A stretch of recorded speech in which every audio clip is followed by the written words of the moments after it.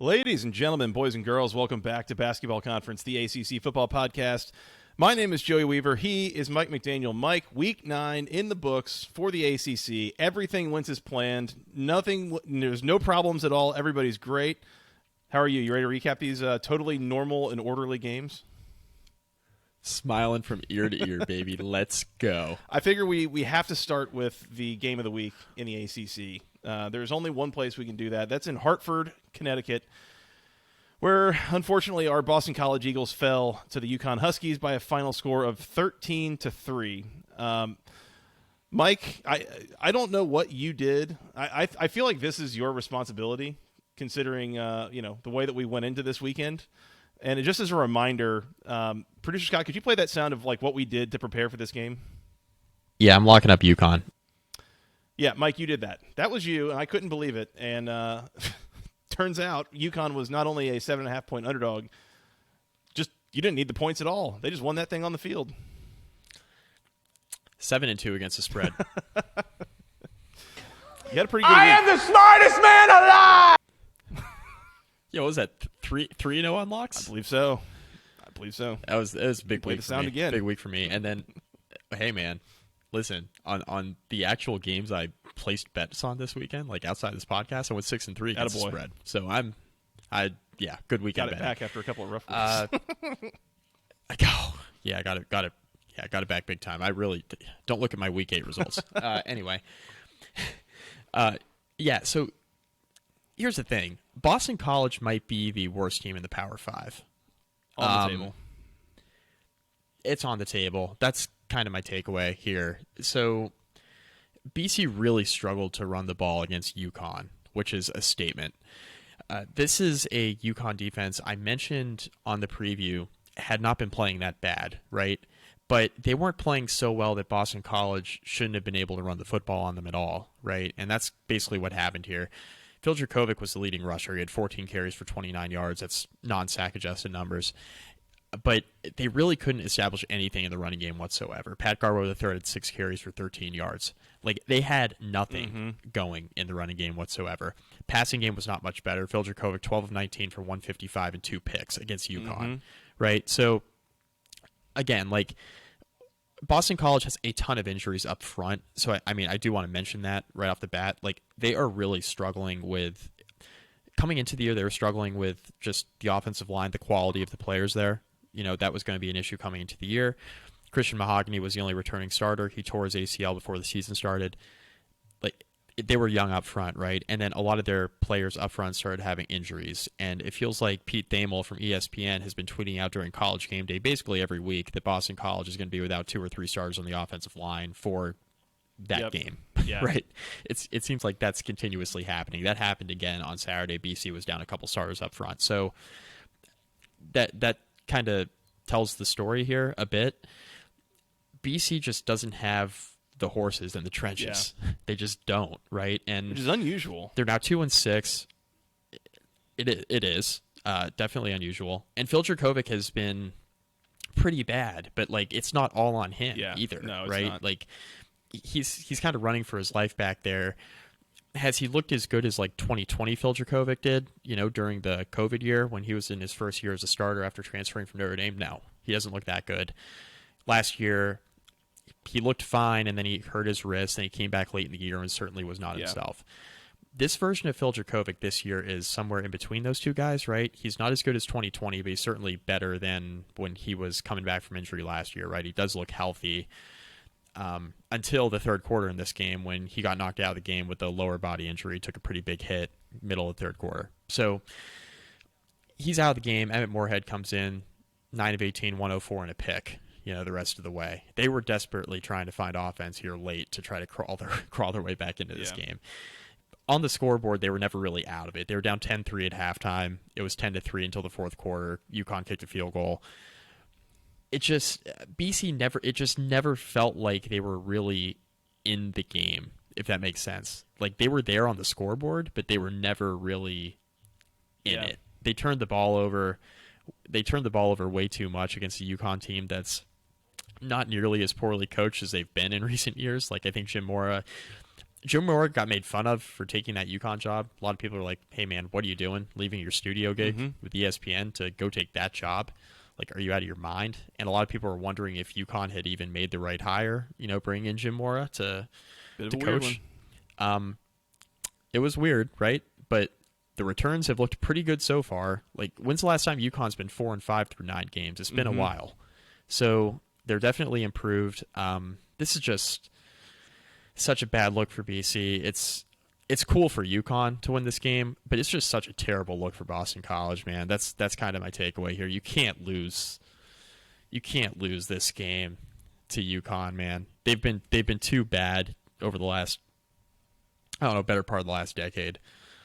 It's just a terrible, terrible look. We have to start having a conversation about Jeff Hafley. I was going to say, and it's the fact that we're at the tail end of year 3, and like you said, and we've outlined this, and I completely understand. There's been injuries before the year. There were transfers. There were graduations. Like, I get it. I kind of understand where we're at. But the fact is, like, we're pretty deep into year 3, and your offensive front in particular is in a place where you can't really block UConn. Some of that's bad luck. I get it. But also, like, you got to be building up this program year over year, right, to be able to block UConn. That's my biggest concern about the whole thing. I don't know. And I wonder about the future of this program at this point. I mean, we saw Zay Flowers not out there on the last drive. Don't get the impression that there was like an injury there. Didn't see, Phil Dracovic didn't finish the game again. He got banged up. You wonder where his head's at. I don't know. This is a bit of a touchy place. Not really where we thought Boston College would be, or really where we think they should be, late in year 3 for Jeff Hafley. This just feels eerily similar to what I just watched at Virginia Tech with Justin Fuente. Like year 1, really great. Really great year 1. Year 2, not bad. Year 3, starting to show some troubling trends. Year 4 is going to be like, are you going to continue to do this? And then you kind of go another year and a half until you fire him. Like, I just wonder if Jeff Hafley's the guy here, right? And the whole point of making this Jeff Hafley hire when he was the DC at Ohio State, you brought him in here, the whole reason to make this hire was you were going to raise the ceiling at Boston College from 7 wins every year, which is what Steve Addazio was doing. He wanted to raise that ceiling, kind of break through that, and he looked like he was going to be the guy to make that happen. Now I'm looking at this and I'm wondering, man, what the hell? Yeah. Like, what the hell? Yeah, well, what are we doing here? What are we doing here? Yeah, and maybe they get healthier on the offensive line. They show, next year, not their offseason development that maybe they're not as bad as they've looked. But I don't know. It's just it's hard for me to really buy that though, because the offensive line has been so bad that it makes me wonder, like, how much better are these particular players going to get to kind of instill confidence year over year? I don't know. There's always room for improvement, but man, it's just been so bad up front. And Phil Dracovic has looked so inept this year. And some of that's on him, some of it's not. And the running game just doesn't exist. Like, Pat Garwood III was the leading receiver in this game. He had 5 catches for 89 yards, which is pretty good. Zay Flowers has 2 catches and 1 carry. Why is he only getting 3 touches here, by the way? Right. Force feed that guy the ball. Come on. Yeah. So it's just, I didn't really get the game plan.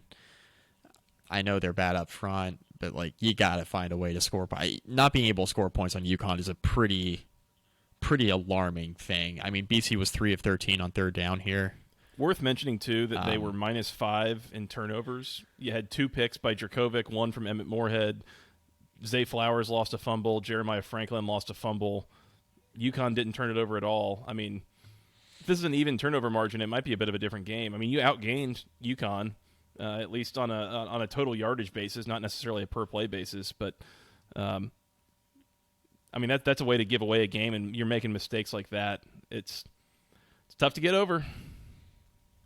Yeah, just not a good look here. And, like, time of possession was split. So, I mean, you would anticipate that. I don't know, you would anticipate in a game where, BC comes in clearly with more talent, that they'd be able to kind of dominate time of possession. They actually, by letter of the law, trailed time of possession by like a minute. Yeah. So, I mean, it was pretty split right down the Yep. middle, and not being able to run the ball. It's just a lot of troubling items coming out of this game for the Eagles. Yep. Tough times in Chestnut Hill, Mike. We'll see where Boston College goes from here. That was the first. Bet cashes. That That's was all the that first matters. UConn Power 5 win since 2016 against big Virginia. Against Virginia. Hell yeah. Hey, Bronco Mendenhall, year one. Let's go there next, shall we? Shall. UConn 13, Boston College 3. Speaking of totally orderly, oh boy, here we go. And this, by the way, this is maybe coaching staff agnostic for this game. This kind of goes for both sidelines here. Yeah. Speaking of orderly and just, clean, well-played games, Miami 14, Virginia 12 in 4 overtimes, Mike. This game set college football back decades. No touchdowns in 4 overtimes. No touchdowns. See, that was going to be my joke, because I was going to say that we played 4 overtimes and nobody got into the end zone the entire game, with the exception of the fact that apparently they did on the very final play of the game to convert a 2-point conversion. That's what it took to get into the end zone for either of these teams in this game. Absolutely ridiculous. The first half, the drive chart.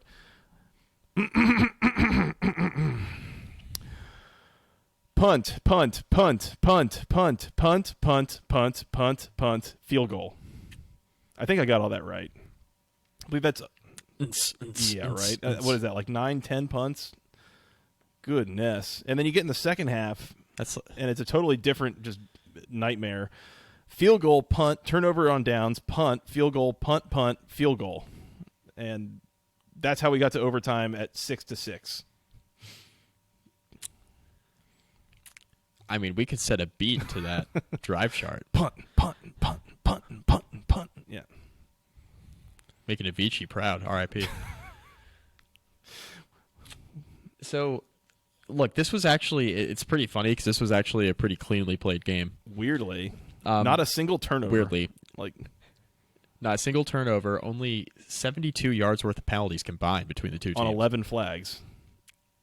On 11 flags. So, this is the weirdest box score I've ever seen in my entire life. And the box score doesn't really do justice how just terrible the game was. This was made for Jefferson Pilot Sports. Yeah. Raycom. Jefferson whatever. Pilot got their money's worth is- on this one. They got their money's worth, man. Oh, That contract. man. John Swafford lining his pockets. They were combined 10 for 33 on third downs. They had a grand total of 31 first downs between the two teams. Like, my gosh. I understand that Miami didn't have their starting quarterback, right? I understand, Tyler Van Dyke was hurt, didn't play, didn't practice all week, so it wasn't a huge surprise they didn't play. Jake Garcia, 15 of 29 for 125 yards. Against Virginia's defense. A very bad defense. Miami had 272 yards total in a game that went into 4 overtimes. Virginia, before Virginia Tech, well, Virginia Tech can laugh at this too, but before Virginia fans laugh at that, they only had 327 yards in a game that went 4 full quarters and 4 overtimes.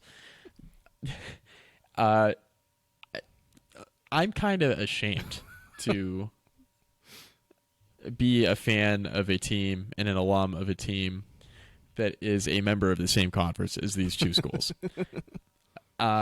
I'm even more ashamed that Virginia Tech lost to the Miami team that won this football game. That's astonishing to me. This was brutal. Neither team had a first down, right, in the first 2 overtimes. Is that correct? Yeah.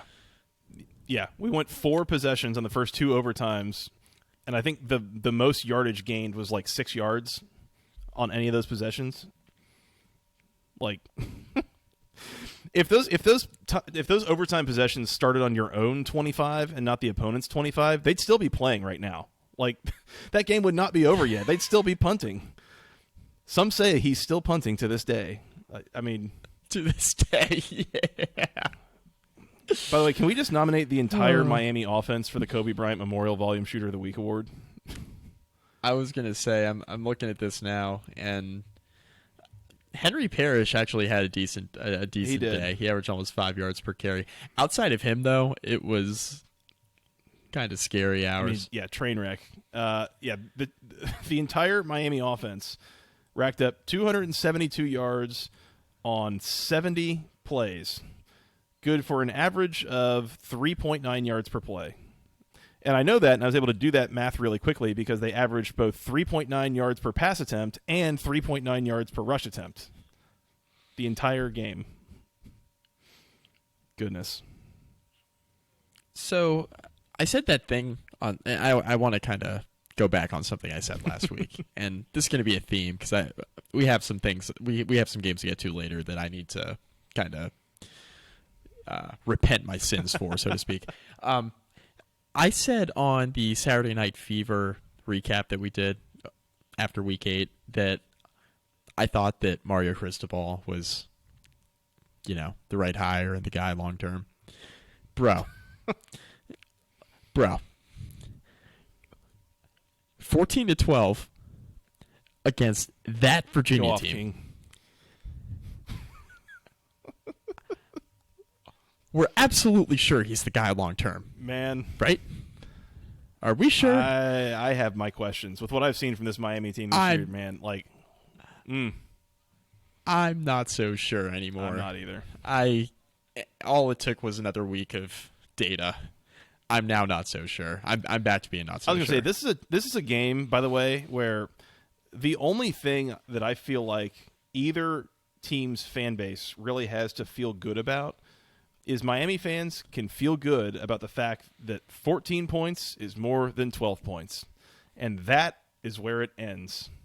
I guess maybe give credit to the defenses for, keeping scoring from happening. But, you can't come up with trick plays or do something, to get the ball in the end zone. By the way, there was a sequence here in the second quarter or in the second half which Virginia had a turnover on downs on a drive where their final 4 plays started with a 1st and goal at the 1-yard line. Run for 1 yard to the 2, so a loss of 1. Completed pass for a gain of 1. Incomplete pass, incomplete pass.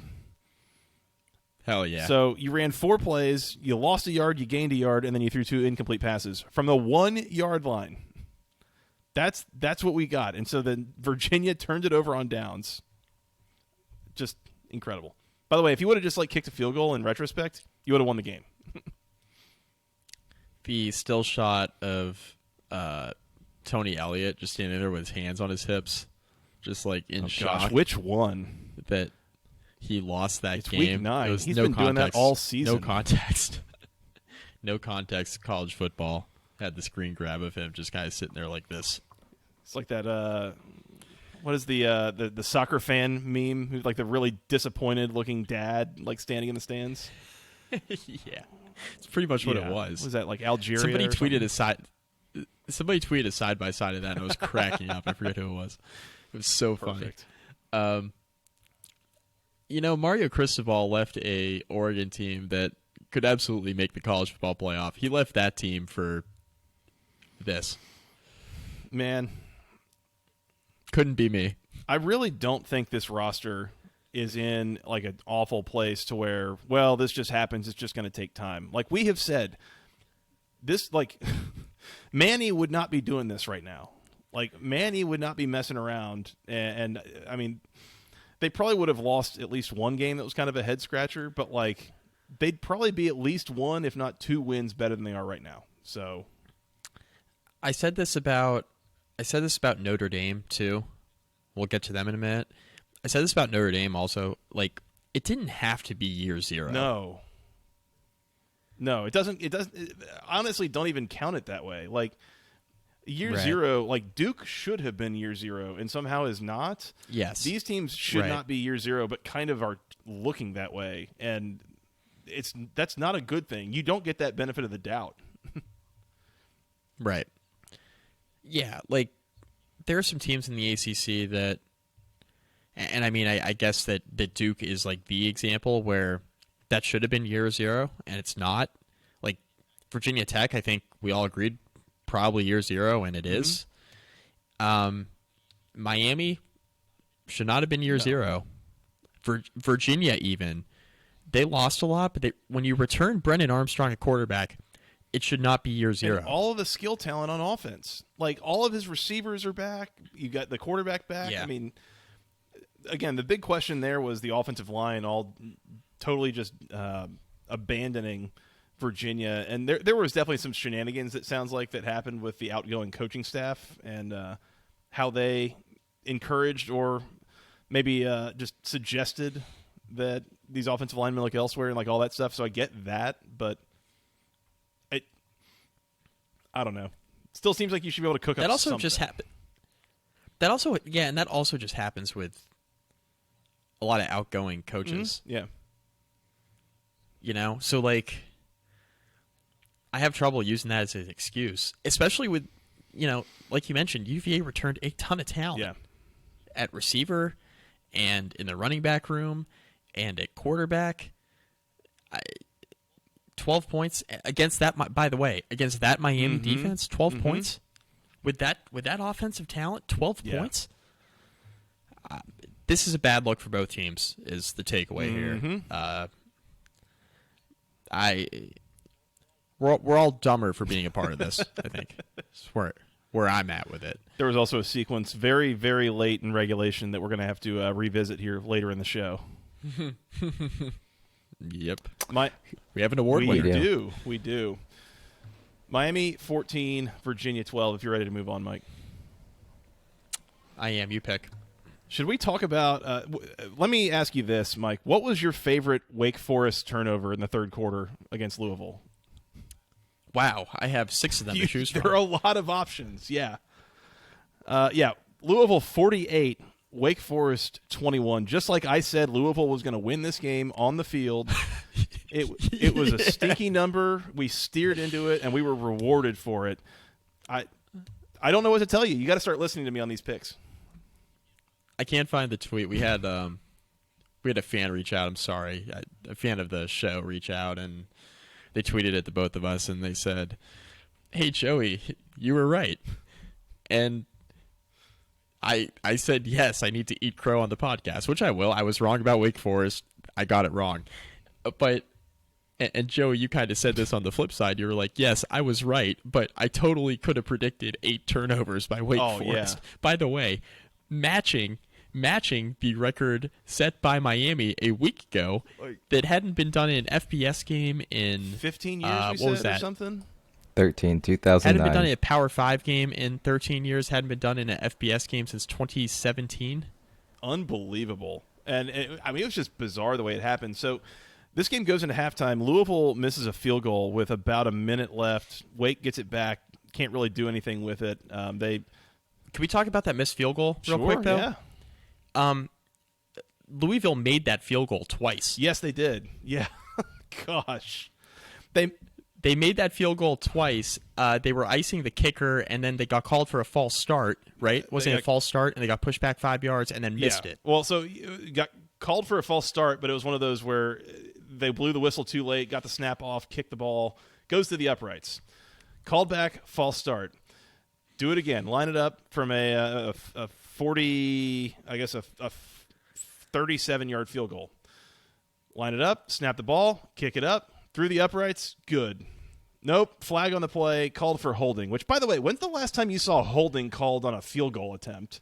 That was a wonky call.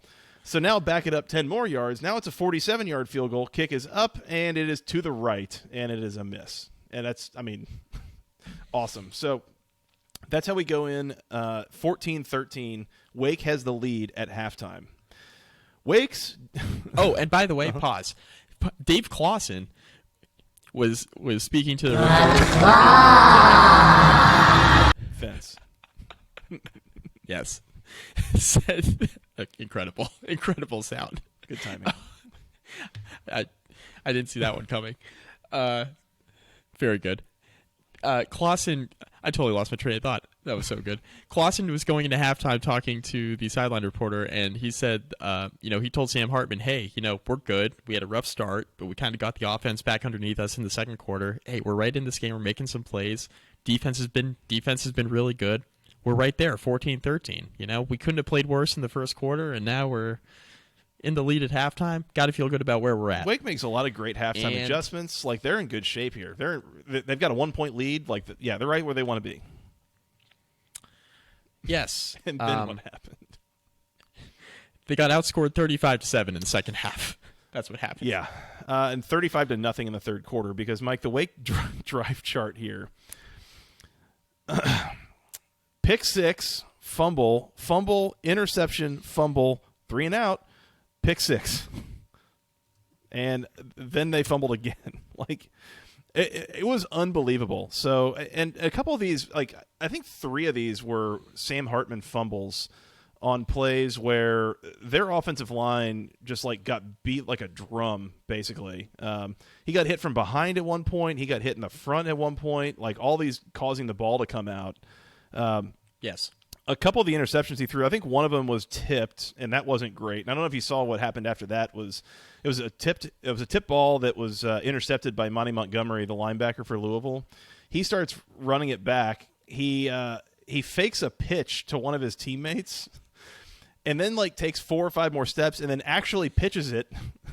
And his teammate goes and runs it down the field from there 15, 20 yards. That was awesome. And then Louisville scored a one-play, 9-yard touchdown drive.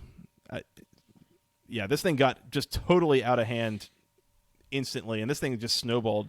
The only thing I can think to compare this to for Wake was that bowl game a couple of years ago against Wisconsin where they got into the third quarter and Sam Hartman threw 4 straight interceptions on consecutive passing attempts. It was wild. I forgot about that. Yeah, it was wild.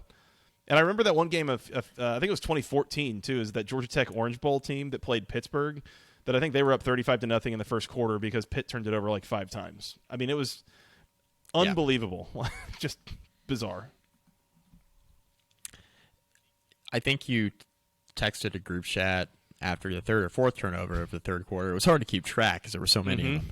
After a third or fourth turnover, and I think your text said, wow, this is really snowballing for Wake, huh?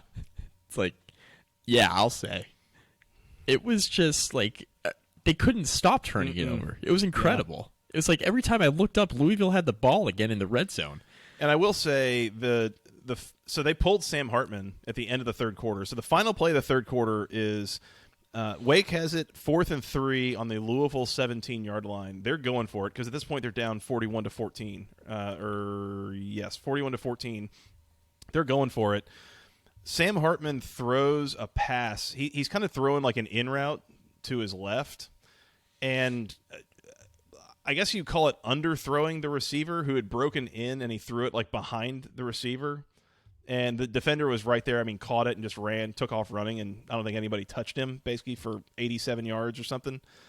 They pulled Sam Hartman after that. Mitch Griffiths comes in to finish out the fourth quarter, see if they can get anything done.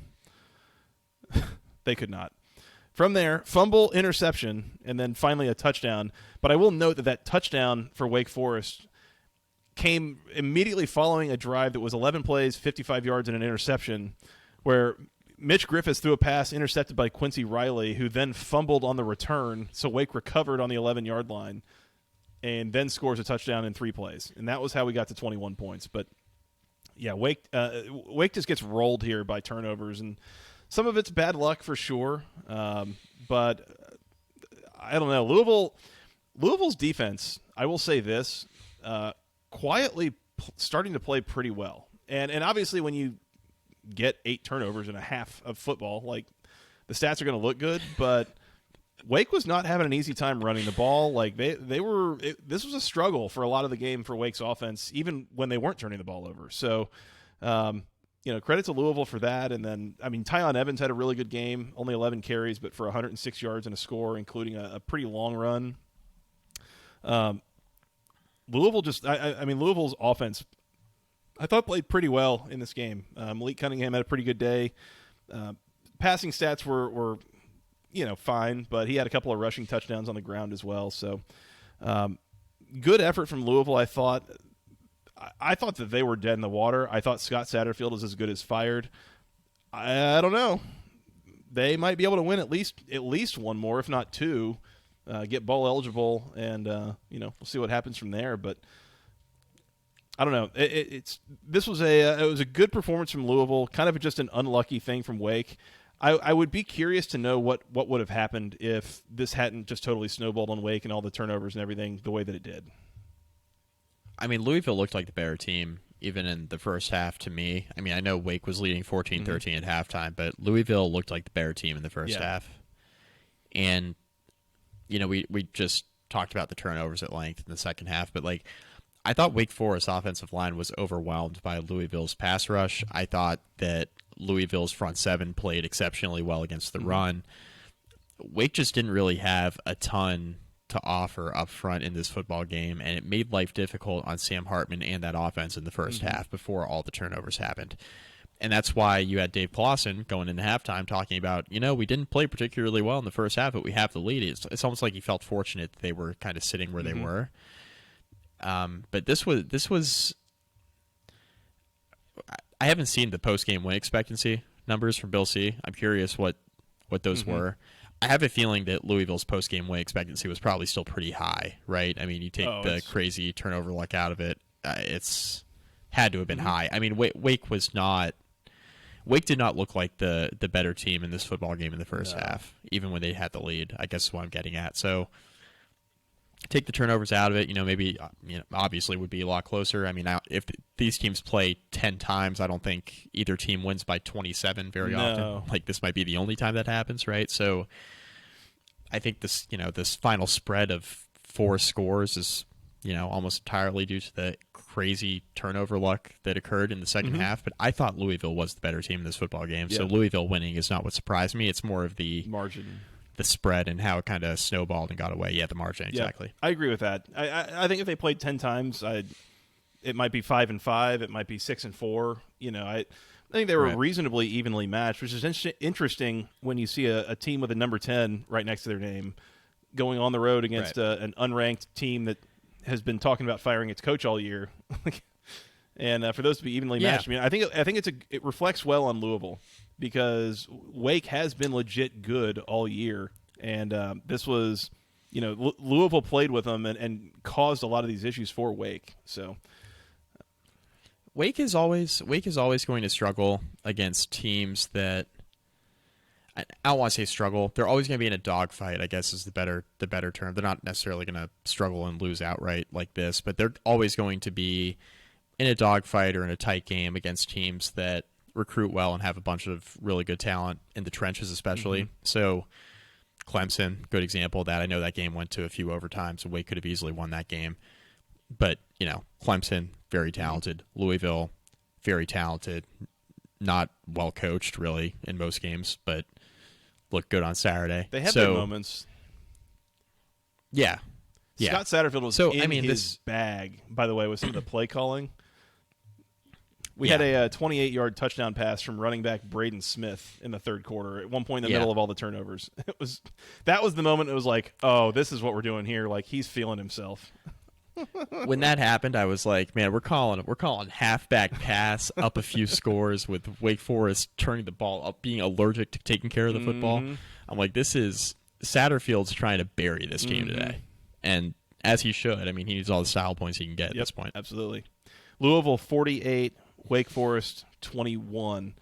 Mike, I know where we're going next, but we have to remind the people that this recap brought to you by section103.com, the internet's premier place for buying all things wonderful Georgia Tech apparel. It is got all things in the official Tech gold. It's got T-shirts, sweatshirts, hoodies, something for men, women, children, something for the whole family.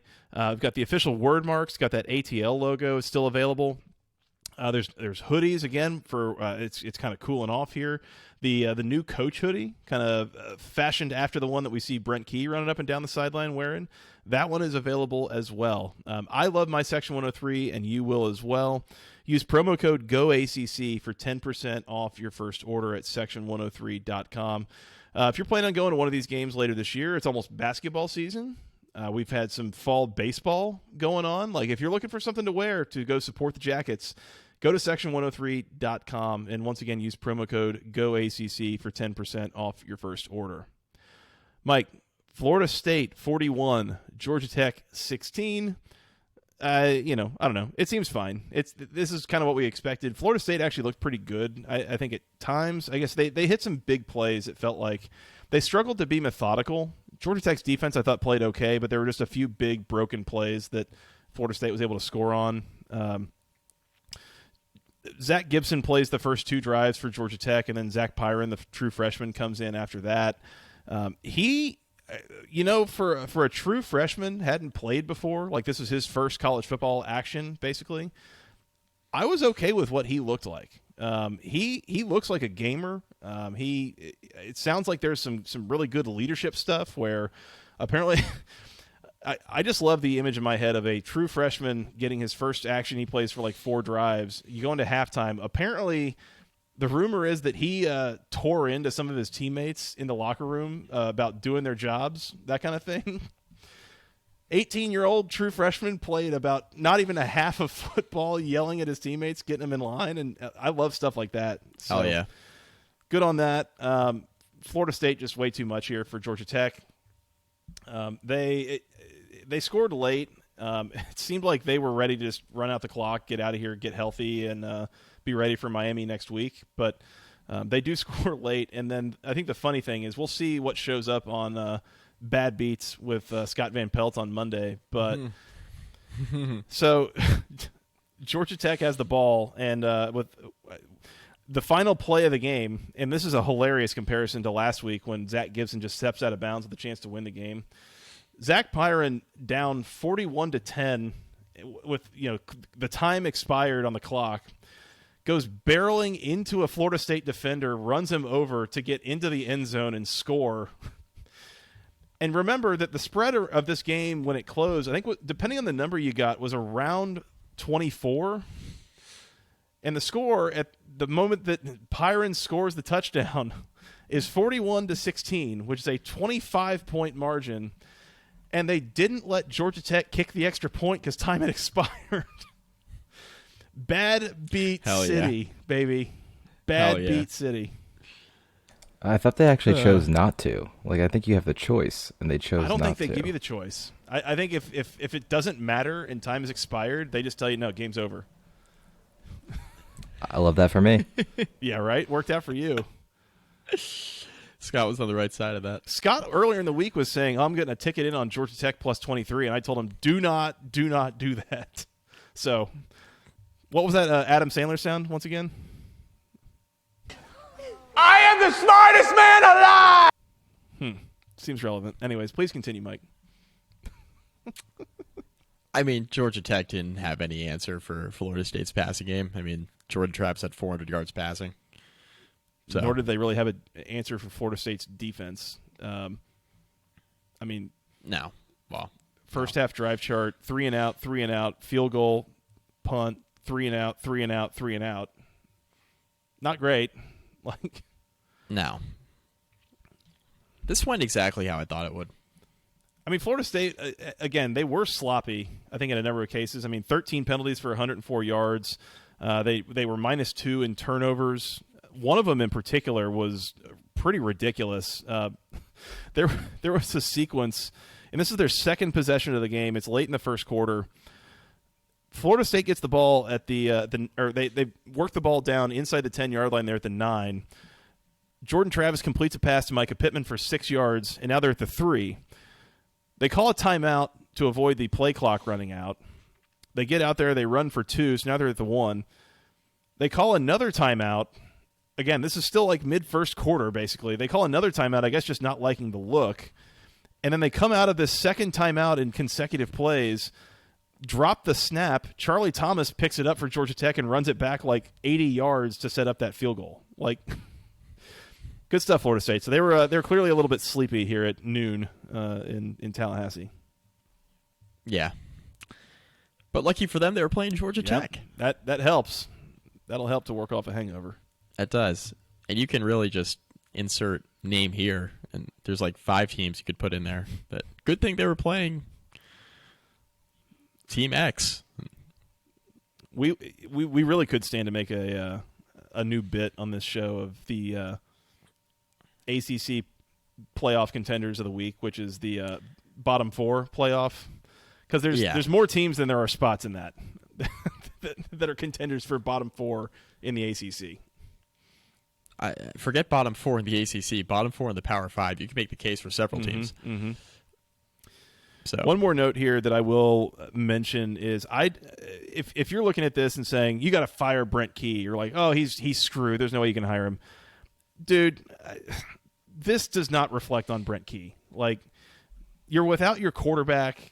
You're going up against Florida State. Like, at some point, I give him credit for playing the true freshman, playing Pyron. And by the way, it wasn't just like a play him for a couple drives and then take him out again. He stuck with him the whole game. I liked it, and I thought he played a lot better than Zach Gibson did.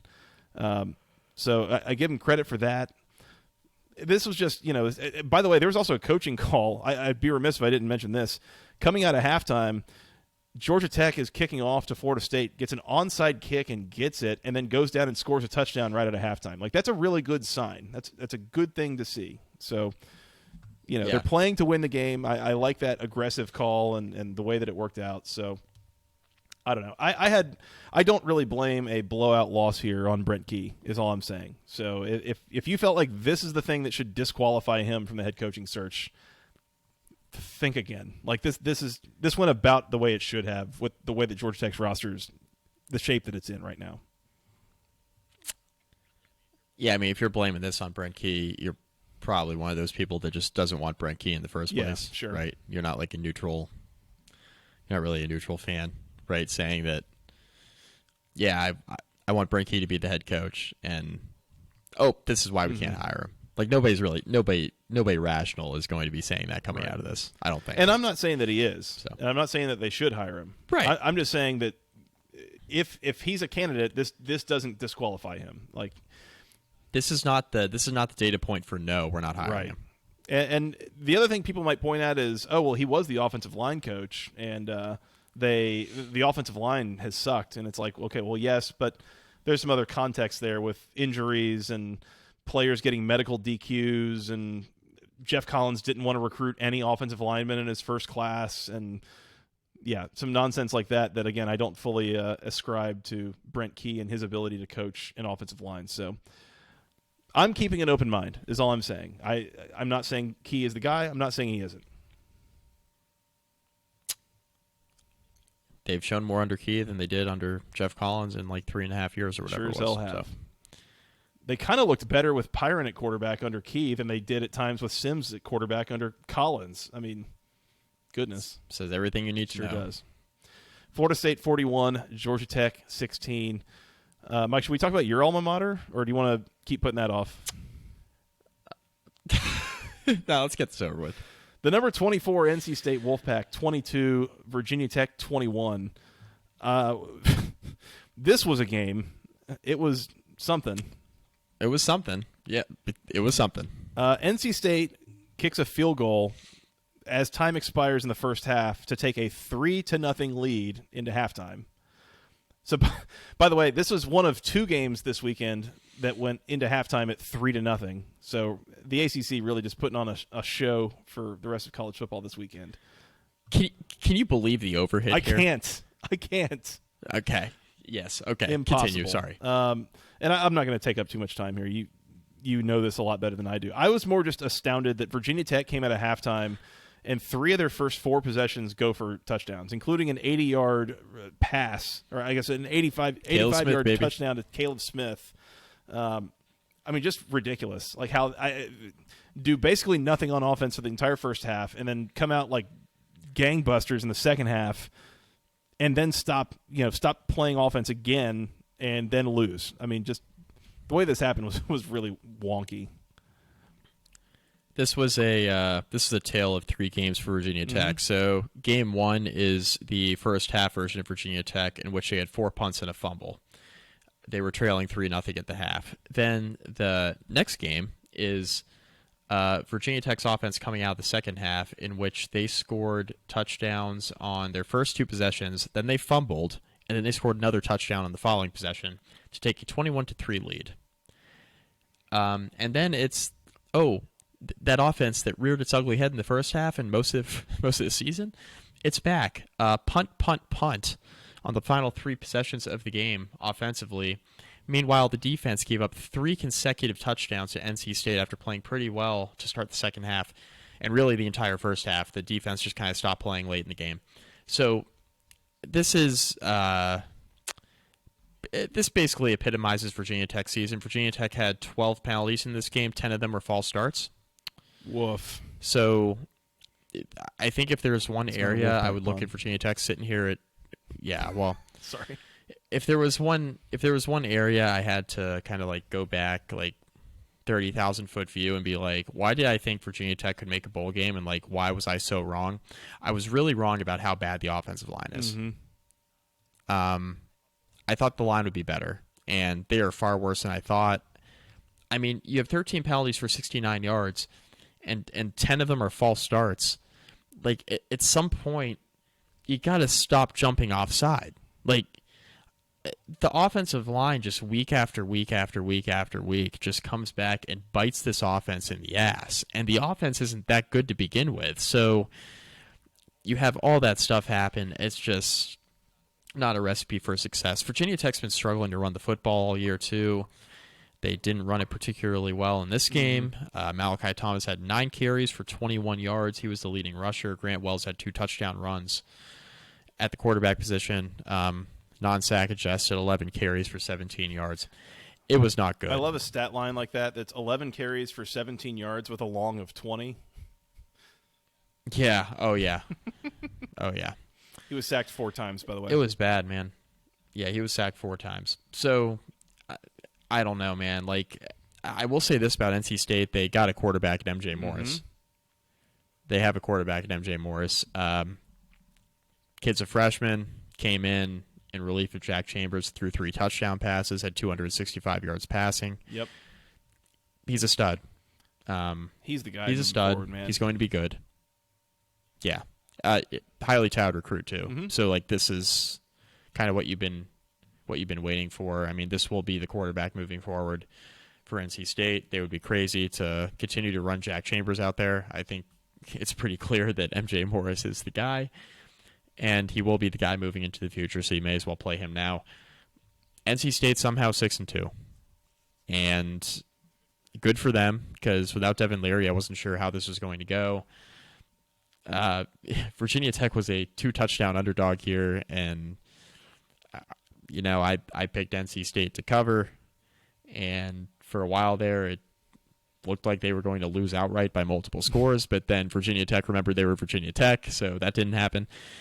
And, this basically epitomizes the season. Like, Virginia Tech's not very good. They go through stretches where they look like they're well coached, and they go through stretches where they look like they're not very well coached. So it's just the players aren't good enough, and the coaches are. It's been a mixed bag. There's been a lot of good. I think the defense looks like a Brent Pry coach defense where. I don't think they have the talent yet, but the scheme is obviously pretty good.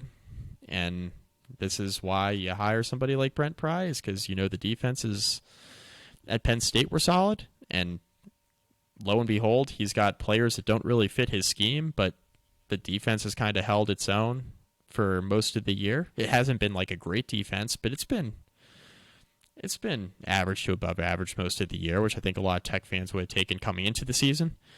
But the offense has been really, really bad, like way worse than I thought. Mm-hmm. So credit NC State for battling back at home. This is a really bad loss for Virginia Tech, but it's a lost season, so like I don't know how much this really matters, to be honest. Sure. A lot of fans were really, really mad after the game, like real mad at like the coaching staff saying fire this guy, fire that guy, get rid of this guy, get rid of that guy. Then I remember like a lot of these Virginia Tech fans on the timeline like weren't alive during the last Virginia Tech rebuild, right? Like I'm 30, and this is my first Virginia Tech rebuild. Mm-hmm. And a lot of these kids on social media complaining about this are younger than me. So they've never been through this before, but like it's going to take some time. And this is a really bad roster left over, especially in the trenches. Way worse than I thought. So just give it some time. There's no patience, though. People are just real mad, which is fine. But like this game does not. Virginia Tech was 2-5 coming into this game. Like this game does, like, on its face, it's frustrating, right? Because it's a game that Virginia Tech could have won. But like this game does not matter. Like this team's probably not going to a bowl game. This is a really bad team. So what? I don't think this really matters. It's funny when you talk about the rebuild, and you got to remember, I mean, it's funny with the way that we treat coaches these days. Like Frank Beamer would have never become anything close to what he was at Virginia Tech. It took him until year 7 to get to a bowl game.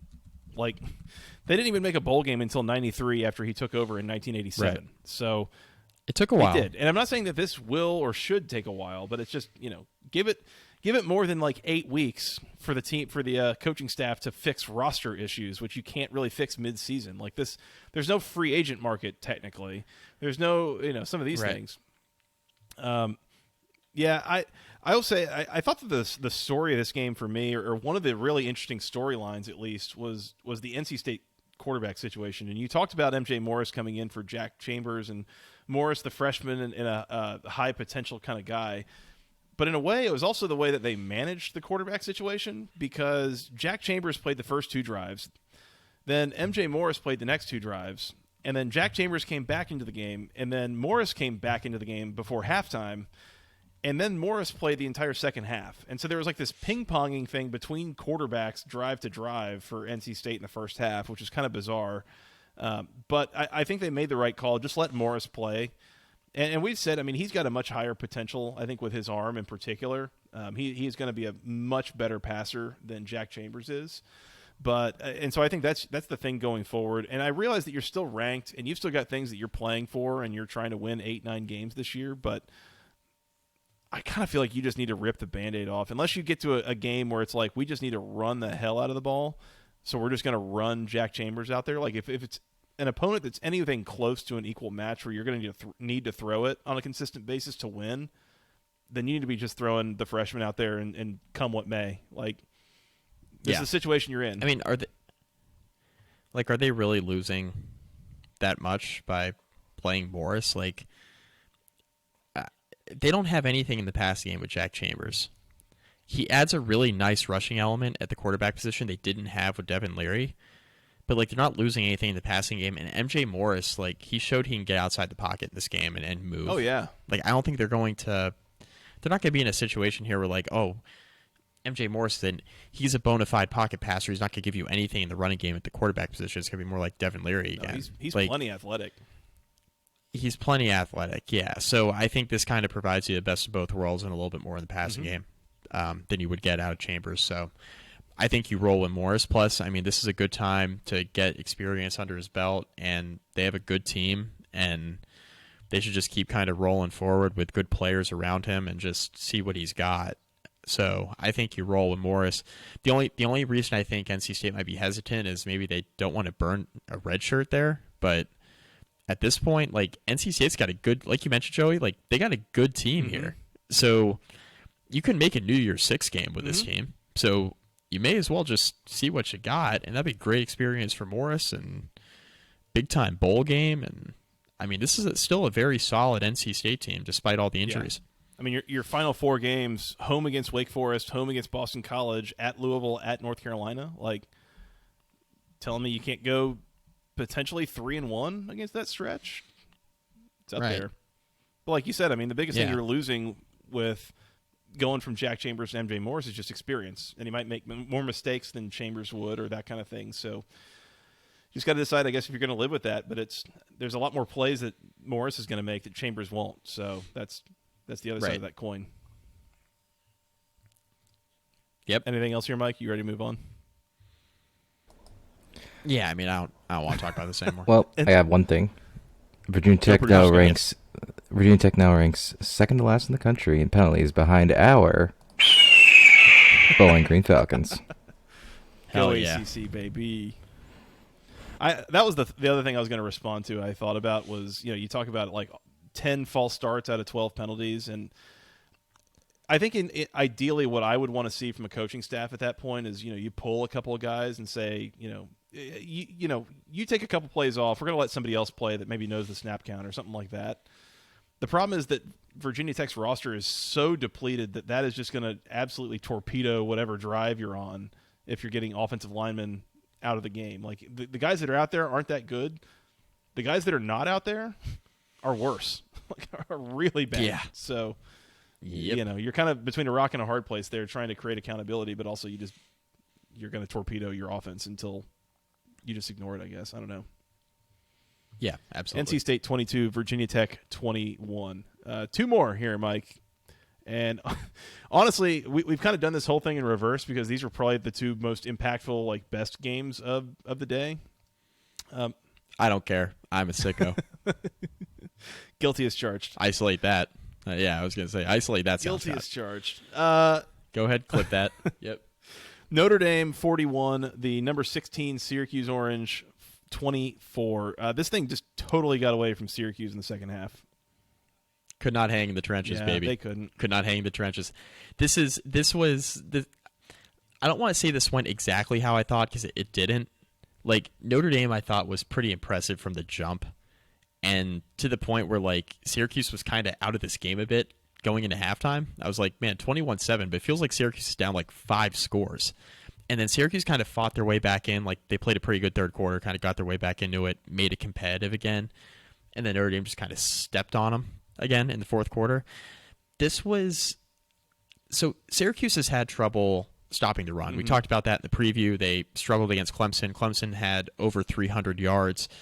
When you take out the sacks last week running the football, Will Shipley obviously had a huge game. We talked about going in, how it was going to be a Will Shipley game against Syracuse, and it was. Notre Dame basically just decided they were going to run it right up the gut against Syracuse's defense. Syracuse's interior defensive line just got manhandled in this football game. Right up the middle of the defense. They really just had trouble stopping Notre Dame's rushing attack. It was pretty apparent from the start that that's the kind of game it was going to be for Notre Dame. Drew Pine was 9 of 19 for 116 yards, had a touchdown and interception. But it was clear that this was going to be, we're going to run it down their throat. We're going to see if they can stop it. If they stop it, we'll turn it into a passing game, right? Audric Estime had 20 carries for 123 yards and 2 touchdowns. Logan Diggs had 20 for 85 in a score. Right up the gut all game 40 long. carries for 208 yards and 3 scores. That'll play. Mm-hmm. And that was the entire game. Run the dang ball, Garrett Bobo. Schrader. Man, Garrett Schrader, he didn't look great in the first half, and they left the game. At halftime, coming out of halftime, they were saying that he was injured, he wasn't going to play anymore. Carlos Del Rio Wilson came in, and I thought added a different look in the running game for Syracuse. We talked about something similar in the Clemson game last week with Clemson's quarterback situation when DJU went out and Cade Klubnik came in. It was a different type of runner. We got that a little bit here in this game with Syracuse's quarterback situation, right? Because Garrett Schrader is more of, I'm going to run you over, similar to DJU, whereas Carlos Del Rio Wilson has a little bit more wiggle. And there was a different element in the running game and the escapability outside the pocket. He only had 6 carries for 5 yards, but when you saw it was in the rollout game, kind of escaping the pocket when the play was breaking down in ways that you didn't necessarily see with Garrett Schrader. He's just more of power runner. I'm going to run you over. So that was different. I felt like Del Rio Wilson looked better throwing the ball. He did. I thought so too. So, I mean, Syracuse's offense, I thought in the second half kind of got a little shot in the arm, a little bit of a jolt with Del Rio Wilson back there. He's not perfect, but he gives them a little bit of something. And, is he going to take over for Schrader? If Schrader's healthy? No, he's not. But is he going to be a guy that moving forward into the future is going to be a viable option at quarterback? I mean, I think so. But, Syracuse's weakness is stopping the run. Notre Dame's strength, at least how they want to be perceived as a team that at their best offensively is just going to power run you to death, which is what they've been under Brian Kelly. And it's what they kind of want to be under Marcus Freeman, is they want to dominate the line of scrimmage. And Notre Dame's been able to do that with how they've recruited, for the most part, against teams like Syracuse in the past decade. This is the type of team that, on paper, it's like, oh, Syracuse could give Notre Dame some trouble on Saturday. Syracuse has a pretty good team. And then Notre Dame's like, no, we got like multiple guys over 300 pounds that are just going to lean on you, run you into the ground. Yeah. So this is a culture game for Notre Dame. They were just going to kind of beat Syracuse down, and that's what they did. This game was won in the trenches. Yep. That's the simplest way of putting it. I'll say this too. Syracuse got the ball to start the game. They ran 8 offensive plays, scored a touchdown, and they were tied 7-7. Because their first play of the game was Garrett Schrader making just a horrendous decision, and it ended up in a pick 6. And that immediately puts you in a hole. And the reason I point that out is because I felt like there were a couple of moments throughout this game where Syracuse made a few bad mistakes. Like, they hung with Notre Dame for a lot of that first half, and it was 21-7 at halftime. But I mean, Syracuse's defense was hanging in there, and everything was I don't know. It felt like the game was within reach for sure, but they made a couple of pretty bad mistakes that led to touchdowns, that led to things just kind of starting to snowball on them. So I don't think that Notre Dame is like inherently 17 points better than Syracuse here. I thought Syracuse had enough bad moments in this game that it just totally got away from them. I'll say this too, and I texted the group this as I was kind of doing the rewatch. If we find out going into next week that Garrett Schrader is injured and just straight up is not going to be able to play, or he's going to be limited or something like that, I don't know how much it changes my handicap of Syracuse, because I liked a lot of what I saw from Carlos Del Rio Wilson. I thought he threw the ball very well. He did this thing, I thought, throughout the game. It was kind of weird seeing where at times he would throw the ball to Aronde Gadsden, and at times he threw the ball to Sean Tucker, and then there were other times where he threw the ball to other receivers. So it was like there were like different players on the Syracuse offense that got to touch the ball. It was kind of strange to watch. That is odd. I would say that's weird. Out of the ordinary. There were 16 completed passes in this game. 8 of them went to Aronde Gadsden and Sean Tucker, but the other 8 went to DeMarcus Adams, Amari Hatcher, Damian Alford, and Trebor Pena. Who? Right? Like, I don't know if any of these players have touched the ball yet this season, but now that Garrett Schrader's not out there playing favorites, who knows? I'm joking, obviously, but, I don't know. It's fine. Yeah, you're correct. I mean, the simplest way that Syracuse lost this game is that Notre Dame just bullied them in the trenches. And that's probably the thing that I missed in handicapping this game, is that Syracuse's defense, as good as they have been, they are kind of undersized in the front 7.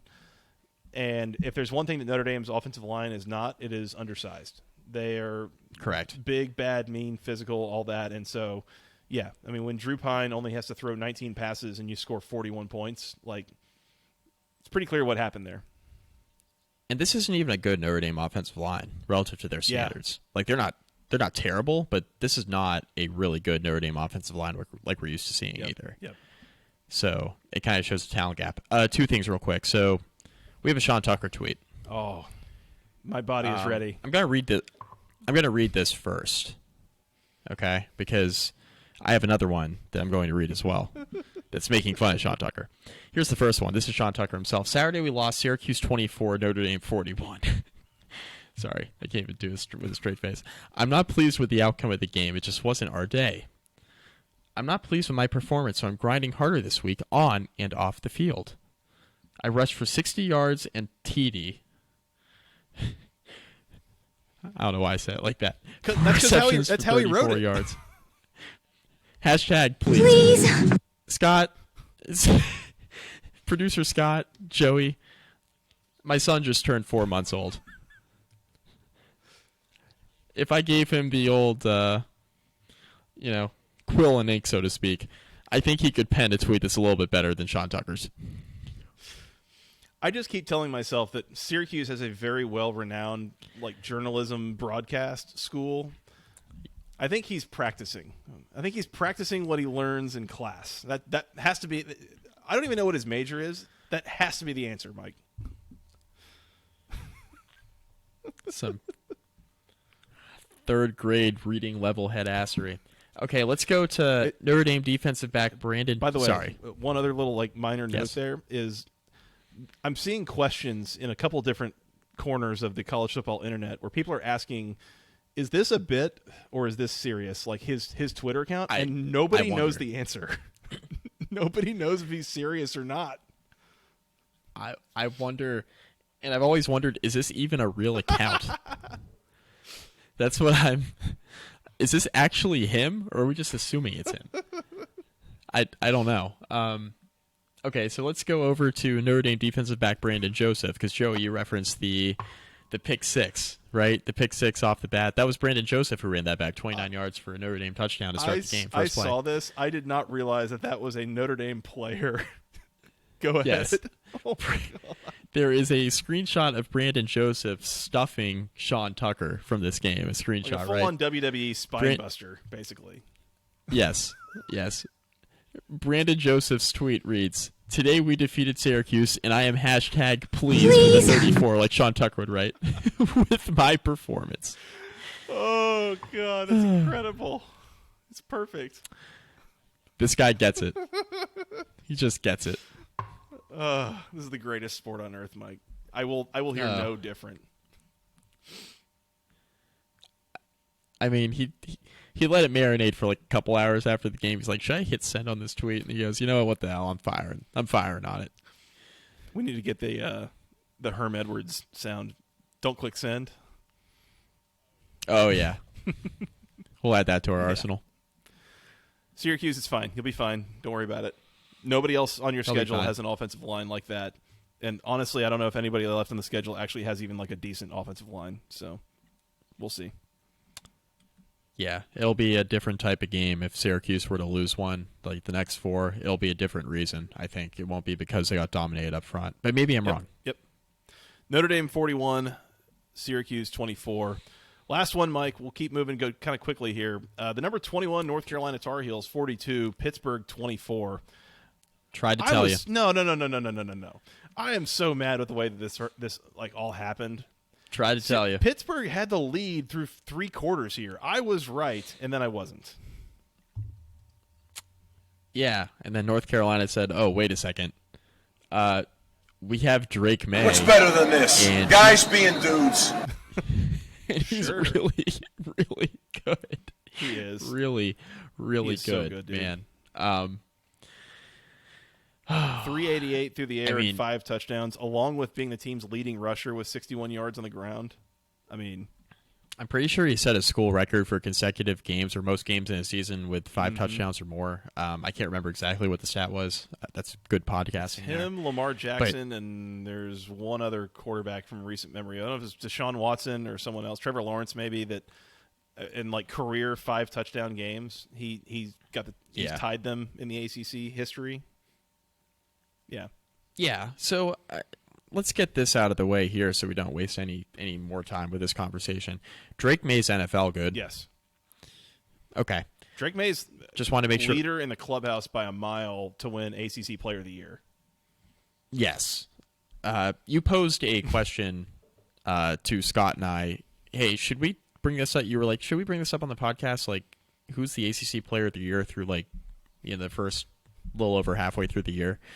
And I was like, Drake Maye. And you're like, yeah, we can make the case for a couple other guys. And then you thought about it, you're like, nah, you know what, Drake Maye. It's like, this isn't even worth talking about if it's that obvious. Right.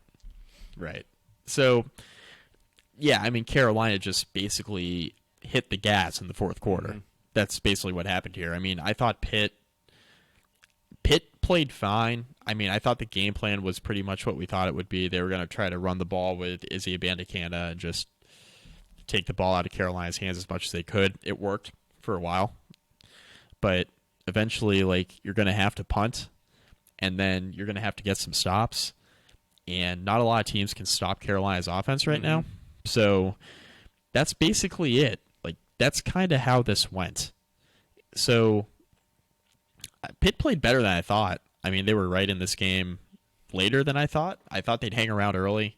They did, but they ended up hanging around longer than I expected, and Carolina just hit the gas, man. That was I it. was going to say, Pitt got the ball, or I guess North Carolina started with the ball at a halftime. They go 5 plays, 20 yards, and punt. Pitt gets the ball, goes 5 plays, 83 yards, touchdown. They take a 24-14 lead about 5 minutes into the second half. And from there, the Carolina offense goes touchdown, touchdown, touchdown, touchdown, end of game. As they scored, 28 straight points unanswered to end the game. Pitt still hasn't scored since then. So, yeah. Pitt seemed like they kind of had things under control, and then North Carolina scores 21 in the fourth quarter and just seemed pretty unstoppable at that point. And it was I was right through 3 quarters, but I talked to a couple guys at the sports book about that earlier, and they said that doesn't really matter. So, yeah, it happens. Speaking of sports book, I bet over 65.5 here. So yeah, hell yeah, yeah. Cash that ticket. That last touchdown was significant to some. It sure was. Yeah, as some being Carolina, scored, got in the end zone there with 9 minutes or so left, and then Pitt turns it over on downs, and then Carolina runs out the final 5.5 minutes, basically, which, well done. The total was 62.5, like on Wednesday, so I could have had this by 3 or 4 points. This is a double barrel lock. Instead, I waited. Instead, I waited. But it didn't matter. I have to sweat it out even that much more. That's Keaton right. Slovis is not it, Mike. He sucks. Yeah. I feel like saying he sucks is a little bit of a strong way of saying it, but, it's not great. He was 14 of 31 passing. That's less than 50%. He kind of sucks. I want to go to a... That Carolina... This isn't a good Carolina defense, Joey. He was 14 of 31 passing. Let's call it what it is. No, he's not good. And it's funny, though, looking at it, because he completed 14 passes to a grand total of 3 receivers. Jared Wayne, Bub Means, and Kanata Mumfield caught all 14 of the completed passes. Yeah. Jared Wayne had 7 catches for 161, by the way. So dude. He's a dude. I do want to go to a reference an old Nick Saban quote when I look at Pat Narduzzi and I say, is this what we want offense to be? Is this what we want? Because, Izzy Abanikanda, like we said, had a pretty good day. 26 carries for 127 yards and 3 touchdowns. And I thought Carolina's defense played better than I expected them to against that, but he still got his for sure.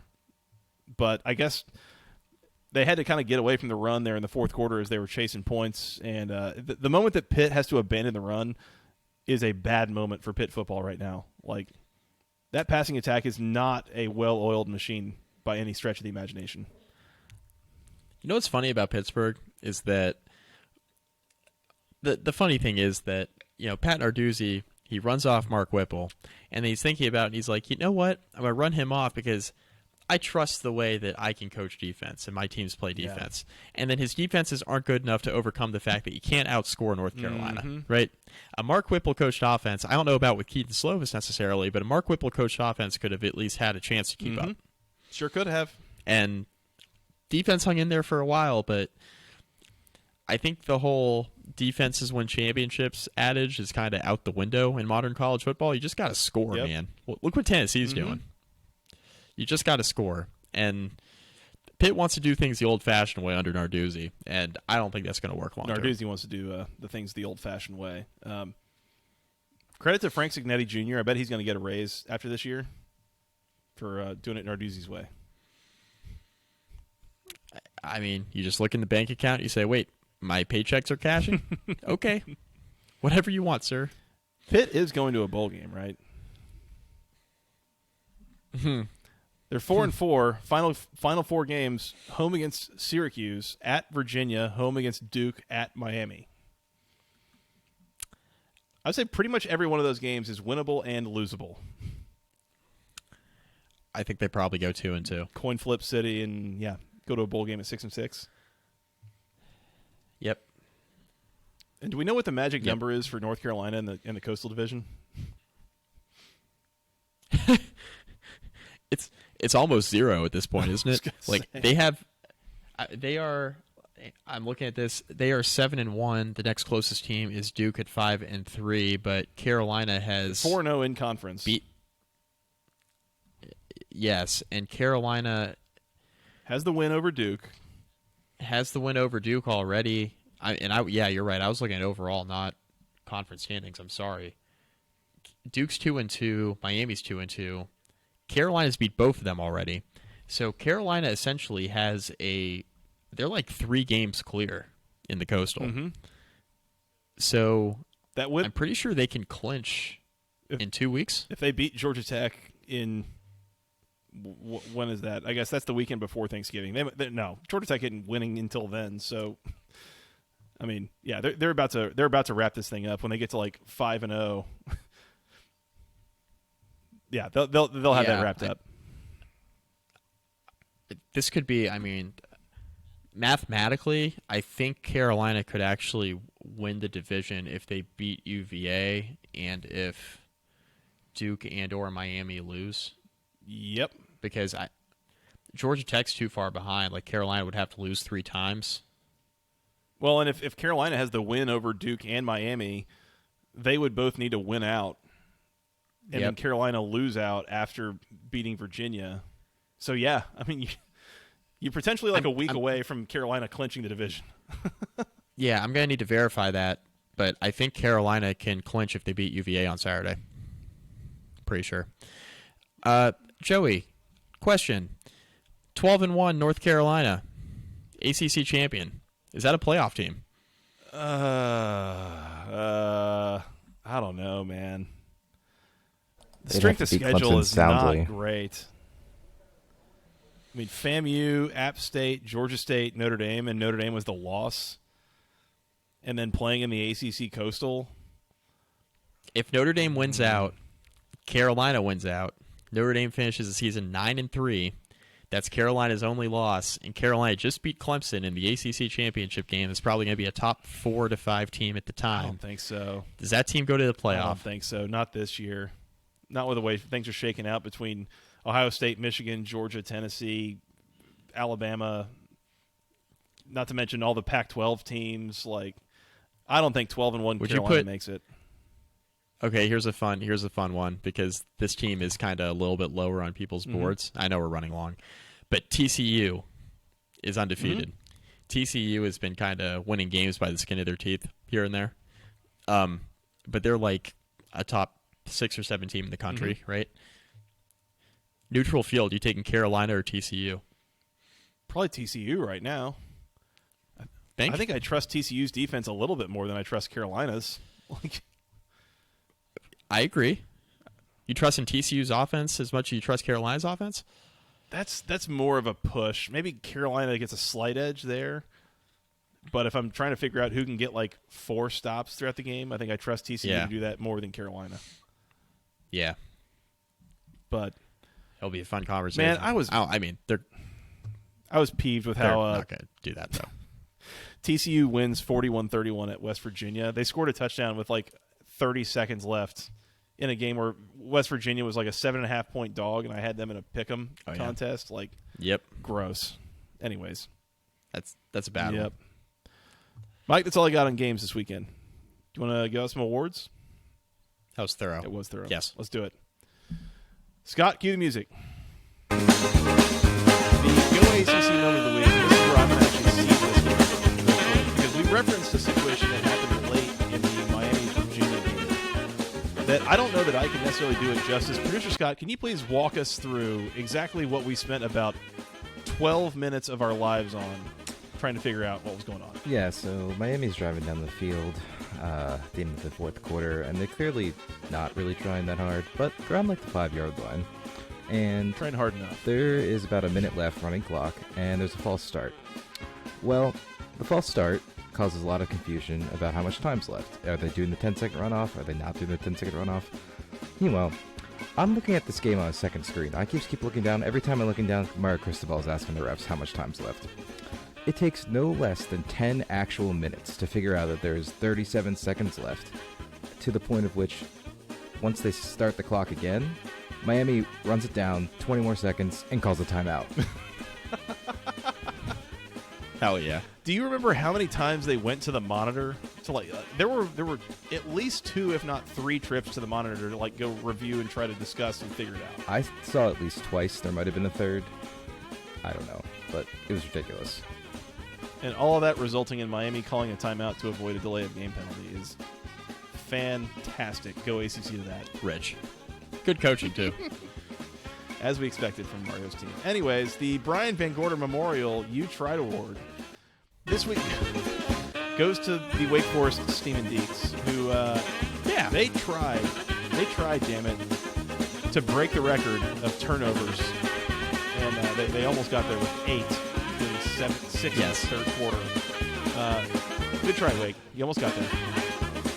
I mean, Miami set the record a week ago. 13 years since a team in the Power 5 had turned the ball over as much as Miami did with those 8 turnovers against Duke. It had been the first time since 2017 that a team had turned the ball over in an FBS game as much as Miami did against Duke.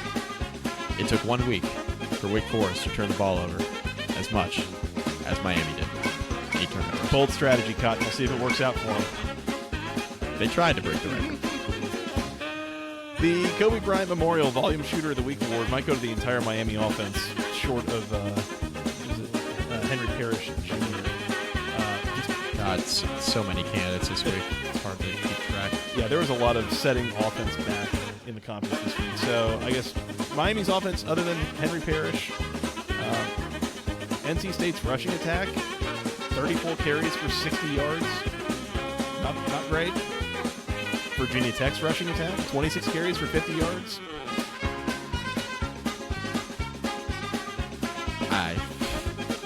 All those were at the top of my list. Trying to see if I can. Yeah, you mentioned Boston College. Not in the last 30 seconds, but okay.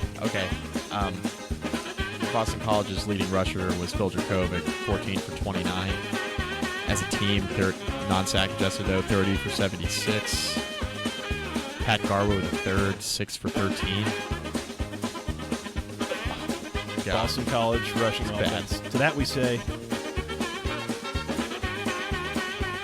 Kobe. And Kobe. It's late. Mike, any other awards to give out before we get to the actual good stuff here?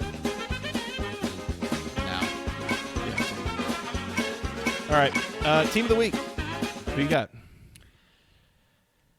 Oh, I think it's going to have to be Louisville. Say Louisville went in there and got that win. But if we're talking about a non-ACC candidate, UConn? Yeah, I'm locking up UConn. Hell yeah. Unbelievable. Yeah, we'll go Louisville.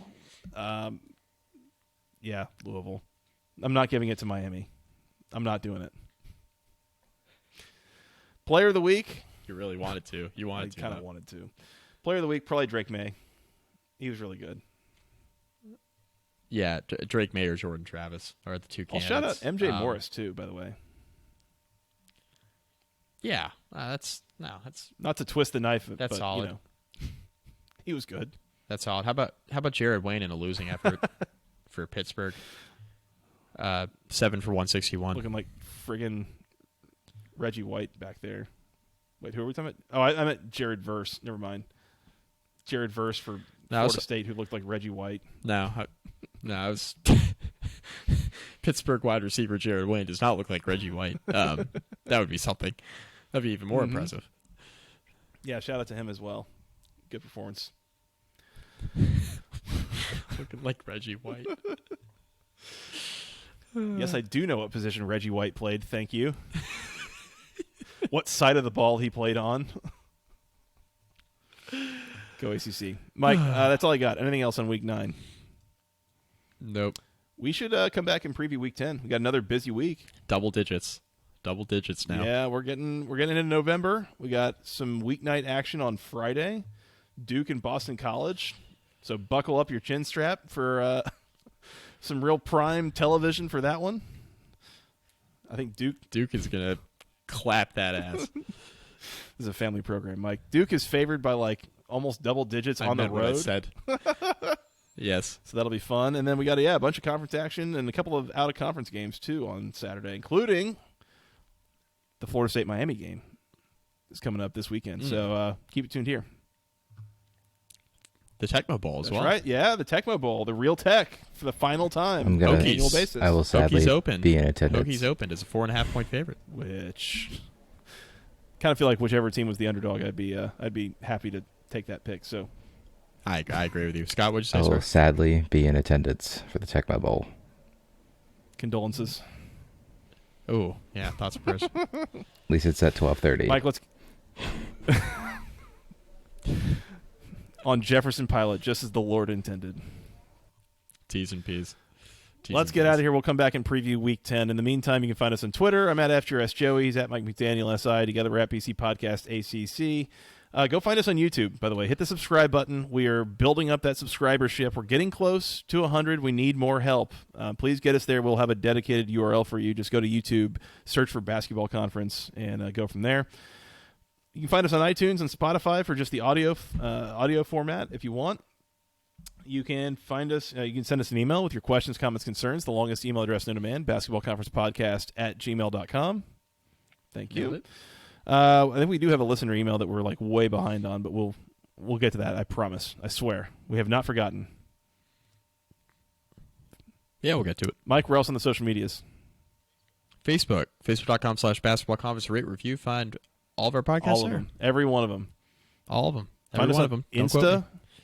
on the gram, at BC Podcast ACC. We're everywhere. Go find us. Follow, subscribe, obey, all that stuff.